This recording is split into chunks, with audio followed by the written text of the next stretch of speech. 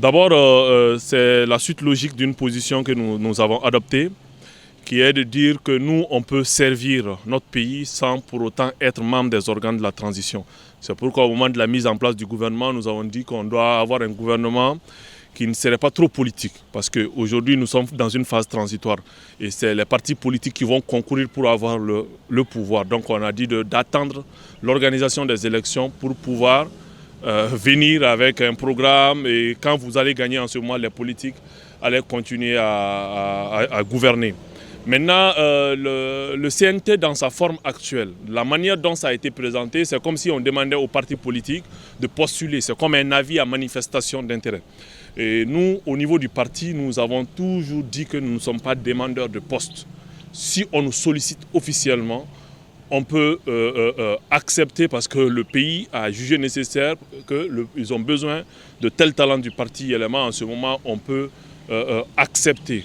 Mais cette fois-ci, c'est comme si on nous demande, venez postuler. Nous ne sommes pas un parti de ce genre.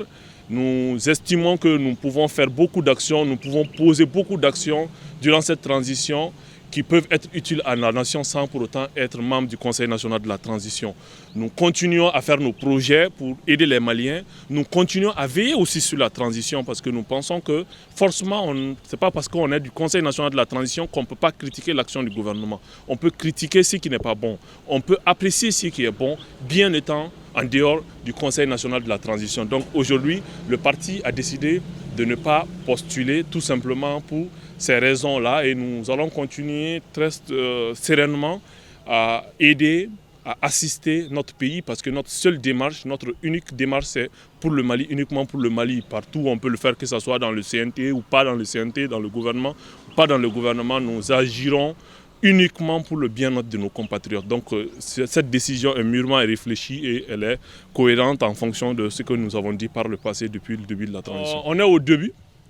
Ils doivent travailler et ils ne doivent avoir comme seul objectif que de servir. S'ils sont animés par cet état d'esprit de servir les Maliens, de faire en sorte de soulager leur peine, je pense qu'ils pourront réussir. Et s'ils parviennent à tirer les leçons du passé, de ce qui a fait que les autres pouvoirs ont échoué, et ce qui a fait que le régime passé a échoué, je pense qu'ils pourront s'en sortir. Mais s'ils continuent avec les mêmes pratiques qui nous ont conduits là, je pense que ça va être assez problématique. Mais ce qui est assez fondamental, il faudrait que les acteurs de la transition, le gouvernement, le Conseil national de la transition, travaillent à restaurer cette confiance qui a été brisée entre les gouvernants et les gouvernés. Et cette confiance ne peut pas être restaurée tant que les acteurs de la transition, gouvernement, CNT compris, ne s'arment pas de vertu. Parce que c'est seulement la vertu qui peut permettre au peuple de retrouver un peu confiance. Donc la réussite de la transition dépendra des actions quotidiennes que les acteurs de la transition feront pour rassurer les Maliens, pour montrer qu'on est en train de prendre une nouvelle trajectoire différente de la trajectoire dans laquelle on était. Donc aujourd'hui, ils doivent être animés par une volonté de servir, par une volonté de rupture.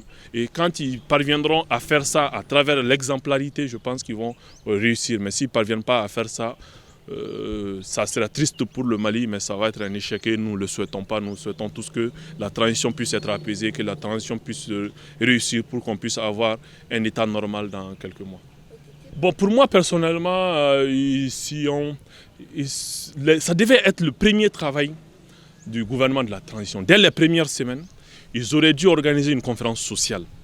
Une conférence sociale en appelant tous les syndicats, en les écoutant, en comprenant un peu leurs doléances et en faisant en sorte qu'il y ait un contrat entre les acteurs de la transition et les syndicats. Soit pour avoir une trêve pendant la transition, soit pour voir comment est-ce qu'ils pouvaient agir un peu pour soulager ces doléances-là. Parce que depuis le temps d'IBK, on parle de conférence sociale, je pense que les thèmes de référence avaient été même établis. Donc je pense que le plus important aujourd'hui, c'est le dialogue. C'est le dialogue.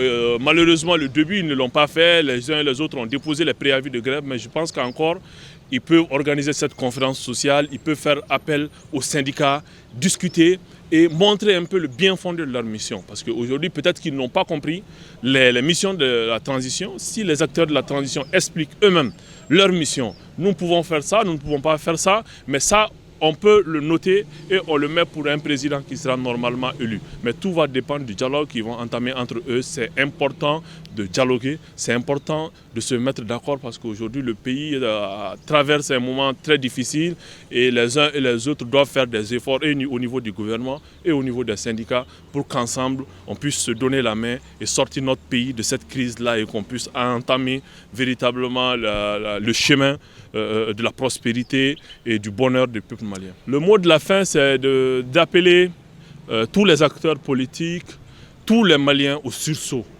de dire que personne ne viendra construire ce pays à notre place, de dire à nos compatriotes de rester sereins, de se préparer qu'on aura bientôt des élections présidentielles et qu'ils choisissent les meilleurs candidats, qu'on soit plus animés par la volonté d'aider notre pays, par le patriotisme, que par la volonté de conquête d'un quelconque poste ou d'un quelconque privilège. Pour nous, le plus important, ça doit rester le Mali. Ça vaut pour les politiques, ça vaut pour la société civile, ça vaut globalement pour le peuple malien. Mettons le Mali au-dessus de tout. Et quand on mettra le Mali au-dessus de tout, je pense qu'on aura un pays prospère, un pays où il fera bon à vivre. Mais si on met nos intérêts privés au-dessus des intérêts publics, c'est ce qui va faire en sorte que le pays va encore continuer vers sa décadence et on ne le souhaite pas. J'espère que le peuple tirera les leçons nécessaires, j'espère que tous les acteurs tireront les leçons nécessaires et que chacun d'entre nous, on fera notre autocritique pour voir ce qu'on peut faire de plus pour notre pays et quand on arrivera à cela, à cet état d'esprit, je pense que le Mali ira très loin. Et je profite pour implorer le bon Dieu pour qu'on puisse avoir une transition apaisée et que Dieu sauve le Mali.